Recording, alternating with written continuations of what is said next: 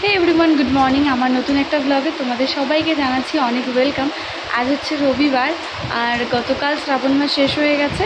তো আজ আমাদের বাড়িতে মাছ উঠবে, তো তার রান্নাবান্না আছে। এছাড়াও সানডে স্পেশাল রান্না, অনেক দিন কিছু হয়নি সেরকমভাবে, তো আজ সেটাই হবে। বাইরে হচ্ছে খুব বৃষ্টি, ও বাজার যাবে আর সেই সময় বৃষ্টিটা নামলো, তো বৃষ্টিটা কমলে ও বাজারে আর কি যাবে। তাহলে চলো পুরো ব্লগটা তোমরা দেখতে থাকো, আশা করছি তোমাদের খুব ভালো লাগবে।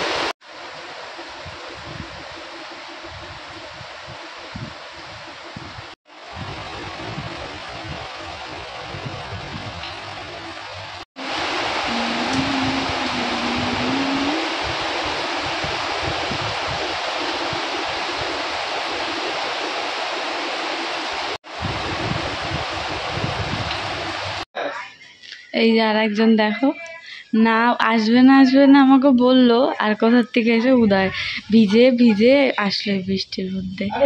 কাল রাখি, আমি যেতে পারবো না বলেছিলাম, আর ওই যে ও আমাকে এসে সারপ্রাইজ দিয়ে দিল। আর এই যে আর একজনকে দেখো, আমার মাকে ভয় দেখাচ্ছে যে ভাই আসেনি এখনো এসব বলে। আরে ট্রেন ঢুকে গেছে, ও নাই তো, আমি তো স্টেশনে এসে দাঁড়ায় আছি। কি পাচ্ছি? হ্যাঁ,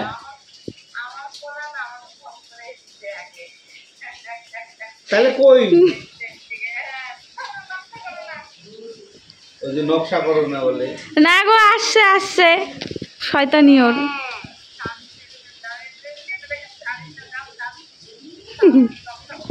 আসছে, তোমাকে ভয় দেখায়, তোমাকে টেনশন দেওয়ার জন্য এগুলো করে। তা তুমি আসতে পারতা। বৃষ্টিটা একটু কমেছে, তো ও হচ্ছে বাজার গেল ওভাবেই, কারণ একেবারে বৃষ্টি কমার অপেক্ষা করলে আজ আর বাজার হবে না। তো আমাদের বাড়ির সবার প্রিয় রসুন সম্বার দিয়ে আর কি মসুর ডাল লাউ ডোকা দিয়ে করেছি, এটা সকালবেলার। আর এবারে চলো দুপুরবেলা রান্না করছি। দেখো এখানে পোলাও করছি, এবারে করব হচ্ছে চিকেনটা, আর বাকি করেছি ইলিশ মাছ, আর ইলিশ মাছের মাথা দিয়ে হচ্ছে কুয়াশ ঘন্ট, আর হচ্ছে কচু ভাজা, এগুলো করেছি। আর পরে হচ্ছে পোলাও আর মাংসটা এখন করছি। মানে ভাই আর কি পোলাও আর মাংসটা খাবে, আমার কাছে আবদার করেছে। আর আজ যেহেতু মাছ তো খেতেই হবে, সেটার জন্য মাছ তোলা হয়েছে। তো খুব ব্যস্ততার মধ্যে ছিলাম, কারণ ভাই একটু তাড়াতাড়ি খায়, আর আজ বাজার করতে দেরি হয়েছে বৃষ্টির জন্য। তো সেই জন্য খুব তাড়াহুড়ো করে সবটা রান্না করেছি। আর পাটায় যেহেতু মশলা বেটেই করছি, সেই জন্য একটু সময়টা লাগে বেশি। আর এই যে দেখো এখন হচ্ছে চিকেনটা রান্না করছি। চিকেনটা হলে আমার আজকের মতো রান্না হয়ে যাবে। বাকি সব কিছু রান্না করে ওগুলো সরিয়ে রেখেছি, কারণ আমার বাড়িতে জানো তোমরা একটু চিকেনের সাথে নিয়ম করতে হয়। আর দেখো এদিকে হচ্ছে পোলাওটাই যে হয়ে গেছে, এদিকে চিকেন লাল লাল ঝোল ঝোল একটু চিকেন করেছি। আর এবারে চলো সবাইকে খেতে দিব, প্রায় ওই 2টা মতো বাজে, 1:30 কি 2টা। তো ভাই আজ বললো একটু ও দেরিতেই খাবে। তো পরে হচ্ছে সবাই খেতে আসলো, সবাইকে এখন খেতে দিচ্ছি, ভাইকে দিচ্ছি। ভাই শুধু পোলাও মাংসই খাবে, কেন কি ও তো মাছ খায় না। এখন হচ্ছে সন্ধেবেলা, দুপুরে খাওয়া দাওয়া করে তারপর ঘুমিয়েছিলাম। আর এখন সন্ধে প্রায় লাগবে, ঘুম থেকে উঠলাম, উঠে একটু ফ্রেশ হলাম। তো সন্ধেবেলা বেরোবো, একটু বাইকে নিয়ে প্ল্যান আছে। এক ওর রাখির গিফট, মানে বিয়ের পর থেকে একবারও রাখি পরাতে পারিনি ওকে, মানে আমি কোনো না কোনো কারণে বাড়ি যেতে পারিনি। তো এবার প্রথম ও আমাকে না জানিয়ে নিজে থেকে চলে এসেছে আমার বাড়িতে। আর শুধু আমার বাড়িতে মানে প্রথম এরকম বলতে গেলে, মানে ও কোনোদিনও এতটা রাস্তা একা একা ট্রাভেল করেনি, ওকে সেই পারমিশনই বাড়ির থেকে দেওয়া হয়নি। সবসময় ও ছোট ছোট এরকমই একটা ছিল। আর সত্যি আমরাও ভাবতে পারিনি যে ও পারবে এর আগে অবধি। তো এখন একটা ওর প্রতি ভরসা থাকলো, আমার মা বিশেষ করে ওকে ছাড়তো না। কিন্তু আজ দেখি ও একা একাই ট্রেনে উঠে চলে এসছে আমার বাড়িতে, এমনকি স্টেশন থেকেও আমার বাড়িতে একা এসছে। আমাদের একেবারে কাছে, কোনো রকম অসুবিধে নেই, কিন্তু মানে ওর দিক দিয়ে ভাবতে গেলে মনে হয় যেন যে না, ওর জন্য একটু টাফ হবে। কিন্তু সেই ছেলে একা একা চলে এসছে, ভোরবেলা উঠে ট্রেনে উঠে দিদির বাড়ি চলে এসছে। তো জাস্ট আমিও অবাক, আমিও জানতাম না ও জিজুর সাথে প্ল্যান করেছিল আসবে, আমিও কিছু জানতাম না।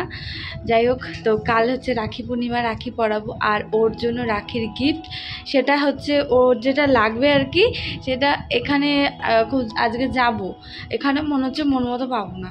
তা আমি ওকে বললাম তুই বাড়ি গিয়ে শিলিগুড়ি থেকে নিয়ে নিবি, আমি এখান থেকে পেমেন্ট করে দেবো। তা এখন দেখা যাক কি হয়। আজকে সন্ধ্যেবেলা বেরোনোর প্ল্যান আছে, তো তখন হচ্ছে বের হবো। আজকে যেমন আমরা মানে ঘুরতে যাব ওরকম একটা প্ল্যান হয়েই ছিল বলতে গেলে, হঠাৎ করে দেখি প্ল্যানটা ক্যান্সেল করে দিল, মানে আমার পতিদেব ক্যান্সেল করে দিল। আমি ভাবছিলাম যে কি ব্যাপার, তা আরও অনেক কিছু নানা নিয়ে তো আমি নিজে থেকেও আর কি না করলাম, কিন্তু আমি জানি না আসল উদ্দেশ্য এটা ছিল যে শালাবাবু আজকে আসবে, সেই জন্য আর কি সব প্ল্যান ক্যান্সেল করলো। এত চালাক।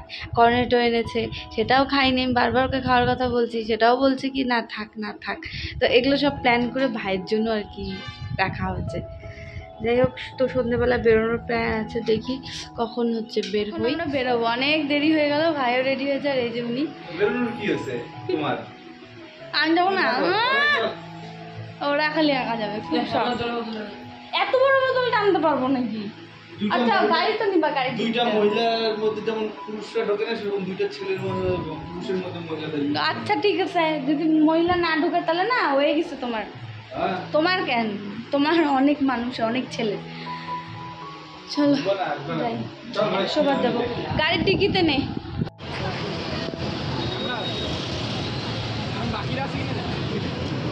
আমরা আসলাম চিকেন শর্মা খেতে। চিকেন শর্মা বেশ ভালোই লাগে আমার আর আমাদের সবারই ভালোই লাগে। তো আসলাম খেতে আর ওয়েট করেই যাচ্ছি কখন অর্ডার দিয়ে রেখেছি, একটু সময় লাগছে।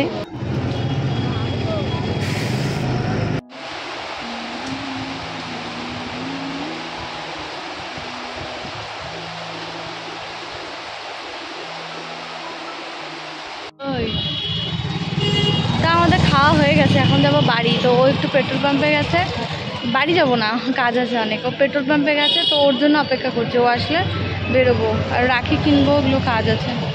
এই যে পেছনে ফুচকা খেলাম, ফুলদিঘিতে আসলাম, ওই যে ও পেছনে আছে, এই যেদিকে দেখা যাচ্ছে। ফুচকা খেয়ে তারপর একটু ফুলদিঘিতে বসলাম, ভালোই রাত হয়েছে। তো রাখিও কেনা হলো, কটা বাজে? 9টা বাজে, 5 মিনিট বাকি, আর 2টা কাজ আছে, এগুলো করে বাড়ি। আমাদের ঘোরার জায়গা বলতে, একটু টাইম স্পেন্ড করার মতন জায়গা বলতেই হচ্ছে ফুলদিঘি। এই মানে অল্প সময়ের মধ্যে এইখানেই আসতে হয়। তো এখানে যে ফুচকা দোকানটা বসে আর কি, প্রত্যেকদিন ফুচকা দোকানগুলো, ওখান থেকে খেলাম। রাখি নিয়েছি দুটো, একটা ভাইয়ের জন্য আর একটা গোপালের জন্য নিলাম, আর বেশি নেইনি। সেই ছোটোবেলায় অনেকগুলো রাখি কিনতাম, একসাথে স্কুলে গিয়ে সবাইকে পরাতাম, এখন তো আর সেটা নেই। তো যাই হোক, বেশি নেই আর কি করব। তো দুটোই রাখি নিলাম। আর তার সাথে ভাবছিলাম সত্যি আমার ভাইটা কত বড় হয়ে গেছে। আমি জাস্ট নিজেও না একদমই ভাবতে এখনও পারছি না যে ও সত্যি চলে এসছে একা একা আমার কাছে রাখি পরতে। এটা আমার একটু ভাবনার বাইরেই ছিল, মানে আমি ভাবতে পারিনি আজ আমার সাথে এটা ঘটতে যাচ্ছে। আর সত্যি অবাক হয়ে গেছিলাম ও যখন আসে। ভালো লাগছে, বিয়ের পরে যেহেতু একবারও রাখি পরাতে পারিনি। তো যাই হোক, চলো তাহলে আজকের ভিডিওটা এখানে শেষ করছি। দেখা হচ্ছে তোমাদের সাথে কালকের ভিডিওতে।